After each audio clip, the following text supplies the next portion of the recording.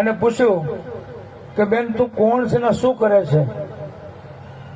ત્યારે એ સ્ત્રીએ એવું કીધું કે મારો પતિ મૃત્યુ થયા પર છેલ્લી ઘડીઓ ગણી રહ્યો છે, મરવાની તૈયારી છે. મેં મારા પતિને પૂછ્યું તમારી અંતિમ ઈચ્છા શું છે? તો મારા પતિએ એવું કીધું કે મારે મરેલા કૂતરાનું માંસ ખાવું છે. ગામની બહાર જઈ કૂતરું મરેલું પડ્યું હતું, એનું માંસ લીધું.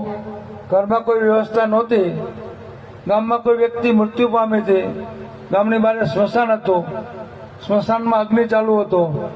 એ સ્મશાનના અગ્નિ ઉપર એ કૂતરાનું માંસ પકાવ્યું અને હું લઈ અને મારા પતિને ખવડાવવા જાઉં છું.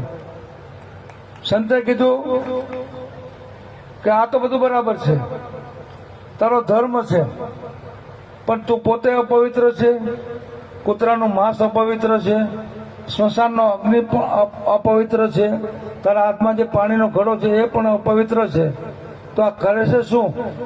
સાંભળજો. ત્યારે એ સ્ત્રીએ એવું કીધું કે બાપુ, મારા પહેલા કોઈ બાપે જો દીકરીના પૈસા લીધા હોય ને અને ભૂમિ અપવિત્ર થઈને એને હું પવિત્ર કરું છું. વિચાર કરો, દીકરીનો પૈસો લેવો કેવડું મોટું પાપ છે. અને શુદ્ધ ગુજરાતીમાં તમને કહું તો દીકરીનો પૈસો લેવો એટલે કૂતરાનું માંસ ખાવા બરાબર છે. યાદ રાખજો. સમાજને સુખી કરો છોડો.